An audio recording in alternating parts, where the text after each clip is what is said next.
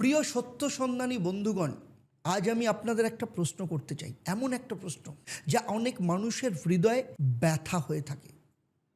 কেন এমন হয় যে একজন মানুষ, ভালো মানুষ, সৎ, নির্দোষ, তবু তার জীবনে আসে দুঃখ, সমস্যা, সংগ্রাম। আর অনেক সময় আমরা দেখি যে মানুষ অন্যায় করে তার জীবন যেন সহজ। তাহলে কি এই পৃথিবীতে সত্যি ন্যায় আছে? দেখুন, কুরুক্ষেত্রের যুদ্ধক্ষেত্রে দাঁড়িয়ে একজন যোদ্ধা এই একই প্রশ্নই করেছিলেন। তিনি ছিলেন অর্জুন। যখন তিনি দেখেছিলেন এই যুদ্ধে অনেক নির্দোষ মানুষ মারা যাবে, তিনি তখন ভেঙে পড়েছিলেন। আর তার রথের সারথি শ্রীকৃষ্ণ তাকে জীবনের এক গভীর সত্য বলেছিলেন। কি সেই সত্য? জীবনকে আমরা সবসময় ছোট একটা সময় দিয়ে বিচার করি, কিন্তু আধ্যাত্মিক দর্শন বলে জীবন শুধু এই জন্মের গল্প নয়, এটা অনেক জন্মের ধারাবাহিকতা। এই জন্য আজ আমরা যে ফল পাচ্ছি তা শুধু আজকের কর্মের নয়, এটা অনেক পুরনো কর্মের ফল। আর এটাই কর্মফল তত্ত্ব। ধরুন, একজন কৃষক একটা বীজ বপন করলো, কিন্তু সেই বীজ অনেক দিন মাটির নিচে থাকে।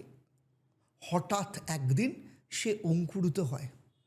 তখন মানুষ ভাবে হঠাৎ এই গাছটা কোথা থেকে এলো, কিন্তু গাছটা হঠাৎ আসেনি, বীজটা আগে থেকেই ছিল। জীবনের ঘটনাগুলোও কিন্তু অনেকটা এই রকম, কিন্তু এখানে জীবনের একটা গুরুত্বপূর্ণ শিক্ষা আছে। খারাপ ঘটনা মানে শাস্তি নয়।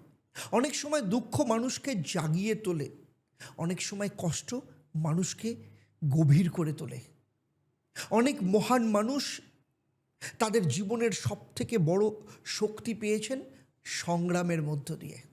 তাই আপনাদের বলছি, জীবনে যদি কখনো কষ্ট আসে তাহলে মনে রাখবেন, ঈশ্বর আপনাকে ভাঙতে চান না, তিনি আপনাকে শক্তিশালী করতে চান। সংগ্রাম মানুষকে পরিণত করে, দুঃখ মানুষকে গভীর করে। শ্রীমদ্ ভগবদ্ গীতা আমাদের একটা শিক্ষা দেয়। জীবনের প্রতিটি অভিজ্ঞতা একটা শিক্ষা। যদি মানুষ দুঃখকে ঘৃণা না করে, বরং তাকে বোঝার চেষ্টা করে, তাহলে সে জীবনের গভীর সত্য উপলব্ধি করতে পারে। আমার প্রিয় সত্য সন্ধানী বন্ধুগণ, আপনাদের বলছি, জীবনে যখন কঠিন সময় আসে তখন একটা কথা মাথায় রাখবেন, মনে রাখবেন, কোনো দুঃখই চিরস্থায়ী নয়। প্রতিটি অন্ধকার রাতের পর আসে নতুন একটা সকাল। কারণ সর্বভাবন্তু সুখিনা সর্বসন্তু নিরাময়। যদি এই আলোচনা আপনার হৃদয়কে স্পর্শ করে তাহলে এই ভিডিওটা আপনি শেয়ার করবেন আর এই চ্যানেলটাকে সাবস্ক্রাইব করবেন। কারণ সাবস্ক্রাইব করার সাথে সাথে এই জ্ঞান আরও মানুষের কাছে পৌঁছে দিন, যাতে মানুষ আরও ভেতর থেকে নিজেকে উন্নত করতে পারে।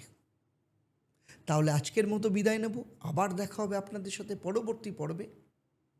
আপনারা আপনাদের পরিবারের সাথে ভালো থাকুন, সুখে থাকুন, শান্তিতে থাকুন, সুস্থ থাকুন। আর চলুন একসাথে সবাই মিলে বলি, ওম একং ব্রহ্ম প্রেমং পরমম। অর্থাৎ ব্রহ্ম তো একই, কিন্তু তাকে পাওয়ার রাস্তা প্রেমের পথ ধরে। নমস্কার, ভালো থাকবেন।